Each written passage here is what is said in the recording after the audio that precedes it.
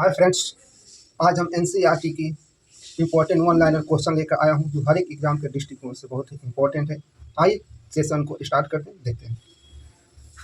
मंद कार्बोहाइड्रेट का परीक्षण कहाँ किया जाता है? जो मंद कार्बोहाइड्रेट का परीक्षण कहाँ किया जाता है?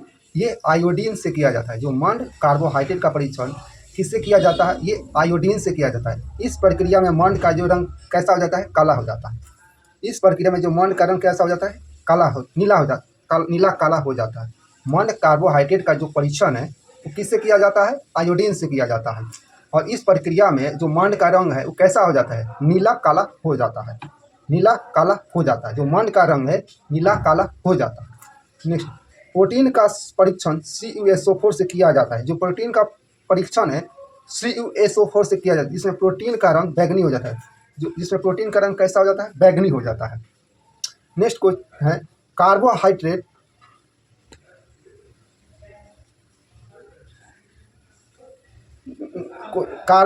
को ऊर्जा प्रदान करने वाला भोजन किसको ऊर्जा प्रदान करने वाला भोजन कहा जाता है? तो कार्बोहाइड्रेट को कहा जाता है। किसको ऊर्जा प्रदान करने वाला भोजन कहा जाता है? तो कार्बोहाइड्रेट को कहा जाता है।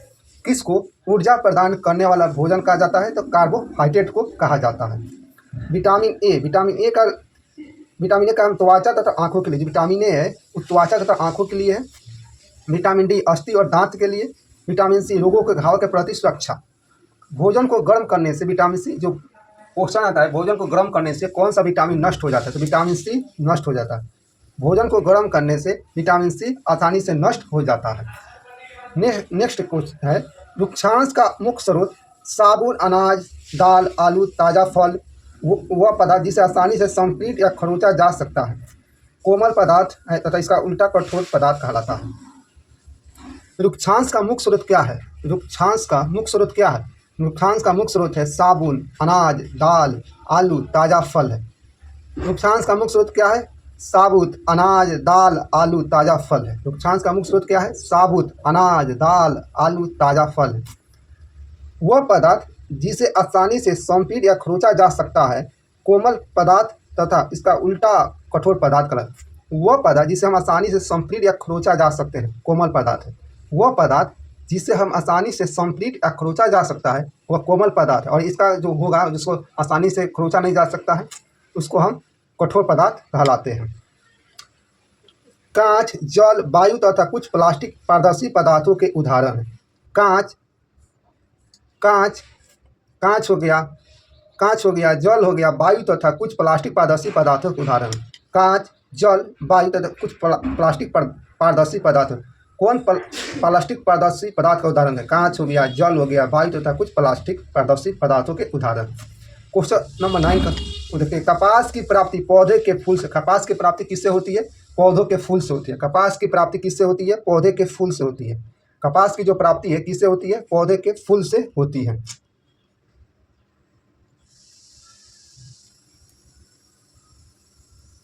सूखे पौधों की डंडियों से अनाज को अलग करना थ्रेसिंग कहलाता है। सूखे जो पौधों के डंडियों से अनाज से अलग करना क्या कहलाता है? थ्रेसिंग कहलाता है। सूखे पौधे की जो डंडियों को अनाज से अलग करते हैं उसको क्या कहते हैं? थ्रेसिंग कहलाता है। सूखे पौधों की डंडियों को जब अनाज से हम अलग करते हैं उसको क्या कहता है? थ्रेसिंग कहलाता है। अनाज में भूसी को अलग करना निष्पासन कहलाता है। अनाज से जो भूसी को हम अलग करते हैं उसको क्या कहते हैं? निष्पासन कहलाता है। अनाज से भूसी को अलग करना क्या कहलाता है? निष्पासन कहलाता है। अनाज से भूसी को अलग करना क्या कहलाता है? निष्पासन कहलाता है। मिश्रण के नीचे तली में बैठा अवक्षेप को अवसादन तथा ऊपरी भाग को निस्तारण कहते हैं। जो मिश्रण के जो नीचे बैठा रहता है उसको हम क्या कहते हैं? अवसादन कहते हैं। मिश्रण के नीचे तली में जो बैठा होता है उसको उस अवक्षेप को हम अवसादन कहते हैं तथा ऊपरी भाग को अलग करना निस्तारण कहलाता है।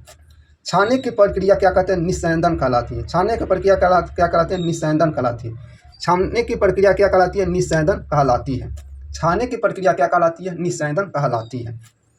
कमजोर ताना जो भूमि पर फैलता है विसर्पी लाता कहलाता है। कमजोर जो ताना है वो भूमि पर फैलता है उसको क्या कहते हैं? विसर्पी लाता कहते हैं। कमजोर ताना जो भूमि पर फैलता है उसको हम विसर्पी लाता कहते हैं। कमजोर ताना जो भूमि पर फैलता है उसको हम विसर्पी लाता कहते हैं।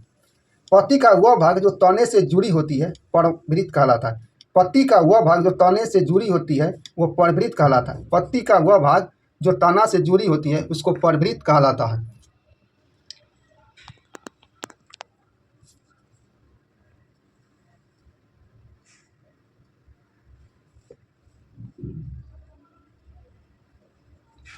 पत्ती का वह भाग जो तना से जुड़ी होती है उसे परवृत्त कहलाता है। पत्ती का वह भाग जो तना से जुड़ा रहता है उसको क्या कहते हैं? परवृत्त कहलाता है। पत्ती से जल के वाष्पीकरण की प्रक्रिया वाष्पोत्सर्जन कहलाता है।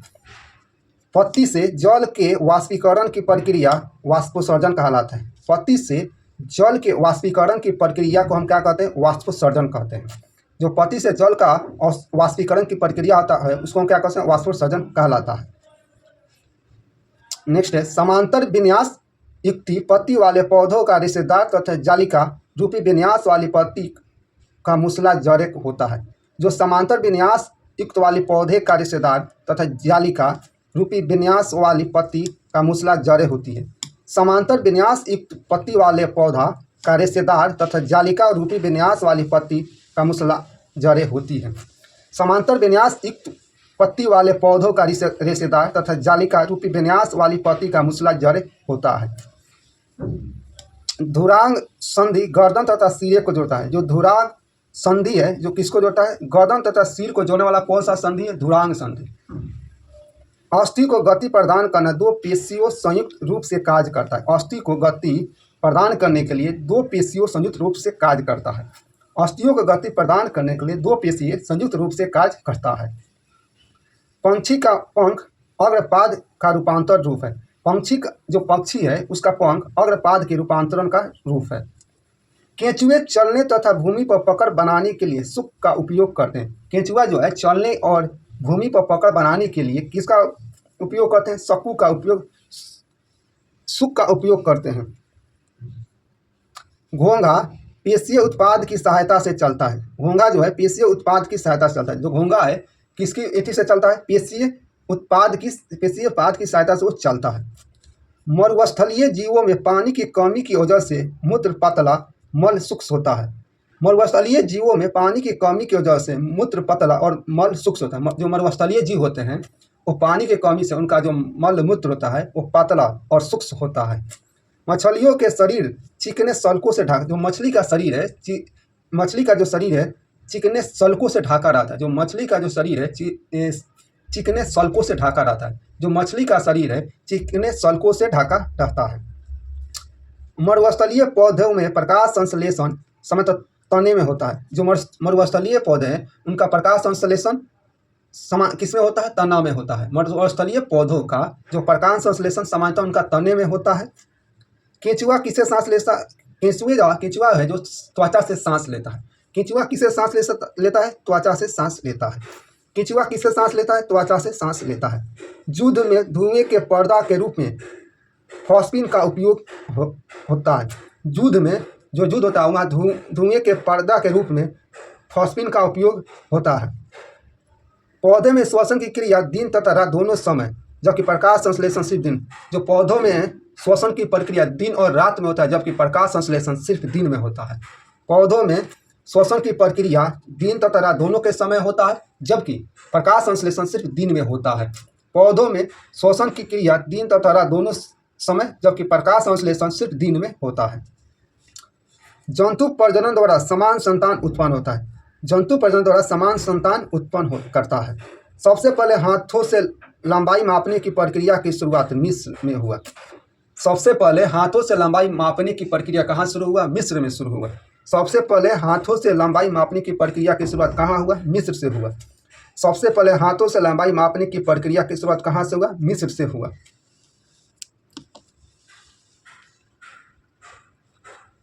आइए, मीट्रिक पद्धति की शुरुआत 1790 ईस्वी में फ्रांसीसियों ने की थी। मीट्री जो पद्धति है उस 1790 ईस्वी में फ्रांसीसियों ने की थी।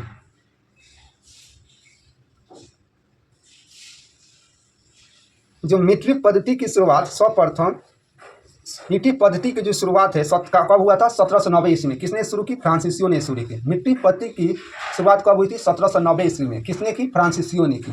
मिट्टी पत्ती की शुरुआत कब हुई थी? 1790 ईस्वी में। किसने किया? फ्रांसीसियो ने किया। घड़ी के सेकंड की सुई की गति वर्तली गति का उदाहरण है। जो घड़ी का सेकंड सुई की गति किसका उदाहरण है? वर्तली गति का उदाहरण है। घड़ी के सेकंड सुई गति, जो घड़ी का सेकंड सुई की गति किसका उदाहरण है? वर्तली गति का उदाहरण है। एक निश्चित समय अंतराल में दोहराव आवर्त गति कहलाता है। एक निश्चित समय में अंतराल में दोहराव क्या कहलाता है? आवर्ती गति कहलाता है। एक निश्चित समय में अंतराल में दोहराव क्या कहलाता है? आवर्ती गति कहलाता है। एक निश्चित समय अंतराल में दोहराव की गति क्या कहलाता है? आवर्ती गति कहलाता है। जब स्वयं प्रकाश उत्पन्न करता है दीप्त पिंड कहलाता है। जो स्वयं से प्रकाश उत्पन्न करता है उसको दीप्त पिंड कहलाते हैं। 3 होल कैमरा से बाना छवि वास्तविक उल्टा एवं पार्श्व होता है। जो 3 होल कैमरा से बाना छवि वास्तविक उल्टा और पार्श्व होता है। 3 होल कैमरा से बाना छवि वास्तविक उल्टा एवं पार्श्व होता है। विद्युत धारा की दिशा प्लस माइनस तथा इलेक्ट्रॉन की दिशा माइनस तथा प्लस होती है। विद्युत धारा की दिशा प्लस से माइनस, विद्युत धारा की जो दिशा होती है प्लस से माइनस, जबकि इलेक्ट्रॉन की दिशा माइनस से प्लस होता है। विद्युत धारा की दिशा किधर से होती है? प्लस से माइनस, जबकि इलेक्ट्रॉन की धारा माइनस से प्लस होती है। स्विच एक सरल युक्ति है जिसका उपयोग परिपथ को चालू या बंद करने के लिए किया जाता है। स्विच एक सरल युक्ति है जिसका उपयोग परिपथ की चालू बंद करने के लिए किया जाता है। स्विच एक सरल युक्ति है जिसका उपयोग किसी परिपथ को चालू या बंद करने के लिए किया जाता है। फिलामेंट में टंगस्टन धातु का प्रयोग। फिलामेंट किसका बना होता है? टंगस्टन धातु के पतले तार का उपयोग किया जाता है। जो फिलामेंट होता है उसका जो टंगस्टन धातु का वो पतले तार का उसमें उपयोग किया जाता है। मैग्नेटाइट चुंबक सबसे पहले मैग्नीशिया नामक स्थान पर खोजा गया। मैग्नेटाइट चुंबक सबसे पहले कहाँ खोजा गया? मैग्नीशिया नामक स्थान पर खोजा गया। मैग्नेटाइट चुंबक सबसे पहले मैग्नीशिया नामक स्थान पर खोजा गया। मैग्नेटाइट चुंबक सबसे पहले मैग्नीशिया नामक स्थान पर खोजा गया। मैग्नेटाइट चुंबक सबसे पहले मैग्नीशिया नामक स्थान पर खोजा गया। स्वतंत्र लटका हुआ चुंबक सदैव उत्तर दक्षिण दिशा में होता है। स्वतंत्र लटका हुआ चुंबक सदैव जो स्वतंत्र लटका हुआ चुंबक होता है हमेशा उत्तर और दक्षिण दिशा में रुकती है। चुंबक में हमेशा 2 ध्रुव होते हैं। चुंबक में हमेशा 2 ध्रुव होता है। चुंबक में हमेशा कितने ध्रुव होते हैं? 2 ध्रुव होते हैं। चुंबक में हमेशा कितने ध्रुव होते हैं? 2 ध्रुव होते हैं। चुंबक बनाने की प्रक्रिया में छड़ को रगड़ने की दिशा चेंज करने से गुप्त चुंबकत्व का गुण समाप्त हो जाता है। चुंबक बनाने की प्रक्रिया में छड़ को रगड़ने की दिशा करने से चुंबकत्व का गुण समाप्त हो जाता है। चुंबक बनाने की प्रक्रिया में छड़ को रगड़ने की दिशा यानी चेंज करने से चुंबकत्व का उसमें गुण क्या होता है? समाप्त हो जाता है। चुंबक को गर्म हथौड़ा से चोट मारने तथा ऊंचाई पर गिराने पर चुंबकत्व समाप्त हो जाता है। और कोई चुंबक है उसको हम गर्म हथौड़ा से चोट मारने या ऊंचाई से गिराएंगे तो उसमें चुंबकत्व का गुण समाप्त हो जाता है। चुंबकत्व का गुण जब हम गर्म हथौड़ा से चोट मारें या ऊंचाई पर गिराएं तो उसमें चुंबकत्व का गुण समाप्त हो जाता है। मैग्नेटाइट एक प्राकृतिक चुंबक है। मैग्नेटाइट क्या है? एक प्राकृतिक चुंबक है। मैग्नेटाइट क्या है? एक प्राकृतिक चुंबक है। मैग्नेटाइट क्या है? एक प्राकृतिक चुंबक है। नाक के बाल तथा श्लेष्मा की काम धूल कणों के अंदर जाने से रोकना। जो नाक के बाल है और श्लेष्मा का काम क्या है? धूल कण होते हैं उसको अंदर जाने से रोकना। जो नाक का बाल होता है तथा श्लेष्मा का जो काम होता है धूल कणों के अंदर जाने से रोकना। जल चक्र में वायु महत्वपूर्ण भूमिका होती है। जो जल चक्र होता है उसमें वायु की सबसे महत्वपूर्ण भूमिका होती है। जल चक्र में वायु की महत्वपूर्ण भूमिका होती है। गतिशील वायु को पवन कहते हैं। जो गतिशील वायु होता है उसको क्या कहते हैं? पवन कहते हैं। गतिशील वायु को क्या कहते हैं? पवन कहते हैं।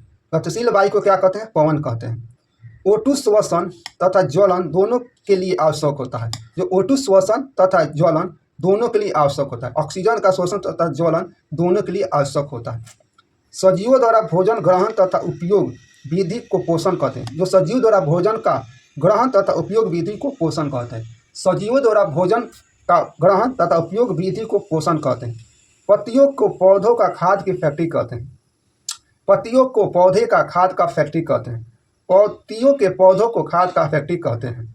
केंद्रक के चारों ओर जेलो जैसी पदार्थ कोशिका द्रव कहलाती है। केंद्रक के चारों ओर जेली जैसी पदार्थ कोशिका द्रव कहलाती है। केंद्रक के चारों ओर जेली जैसे पदार्थ कोशिका द्रव कहलाती है। जल एवं खनिज वाहिकाओं द्वारा पत्ती तक पहुँचता है। जल एवं खनिज वाहिकाओं द्वारा पत्ती तक पहुँचता है। जल एवं खनिज वाहिकाओं द्वारा पत्ती तक पहुँचता है। जल एवं खनिज किसके द्वारा पत्ती तक पहुँचता है? वाहिकाओं द्वारा पत्तियों तक पहुँचता है। पौधा नाइट्रोजन नाइट्रेट के रूप में जीवाणु के मदद से उपयोग करता है। जो पौधा होता है नाइट्रोजन को नाइट्रेट के रूप में जीवाणु की मदद से उपयोग करता है। पौधा नाइट्रोजन को नाइट्रेट के रूप में जीवाणु के मदद से उपयोग करता है। कीटभक्षी पादप वीनस फ्लाई ट्रैप तथा संडीव घटपर्णी है। कीटभक्षी पादप वीनस फ्लाई ट्रैप तथा संडीव घटपर्णी है। कीटभक्षी पादप वीनस फ्लाई ट्रैप तथा संडीव घटपर्णी है। कवक नम एवं उष्ण स्थलों पर उगता है। जो कवक है नम एवं उष्ण, कवक कहाँ उगता है? नम एवं उष्ण स्थलों पर उगता है। कवक नम एवं उष्ण स्थलों पर उगता है।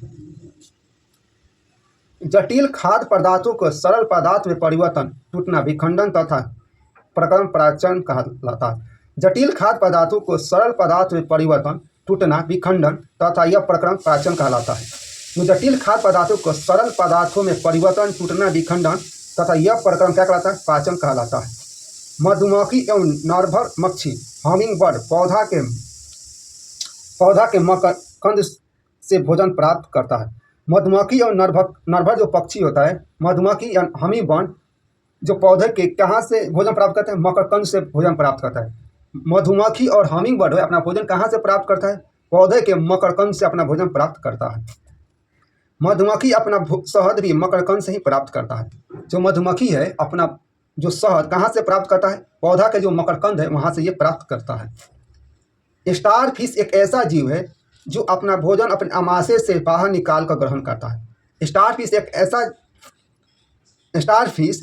है जो अपना भोजन अपने आमाशय से बाहर निकाल कर ग्रहण करता है। स्टार फिश एक ऐसा जीव है जो अपना भोजन आमाशय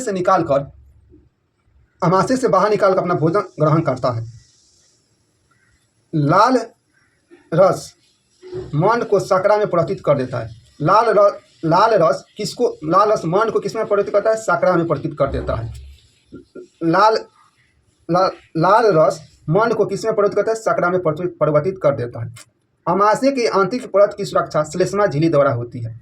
आमाशय की आंतरिक परत की सुरक्षा किससे होती है? श्लेष्मा झिल्ली द्वारा होती है। आमाशय की आंतरिक परत की सुरक्षा किससे होती है? श्लेष्मा झिल्ली द्वारा होती है। अग्नाशय हल्के पीले रंग की ग्रंथि है जो आमाशय के ठीक नीचे स्थित होता है। आमाशय हल्के पीले रंग की ग्रंथि है जो आमाशय के ठीक नीचे स्थित होता है। आमाशय हल्के पीले रंग की ग्रंथि है जो आमाशय के ठीक नीचे स्थित होता है। PDF लेने के लिए आप टेलीग्राम ज्वाइन कर सकते हैं।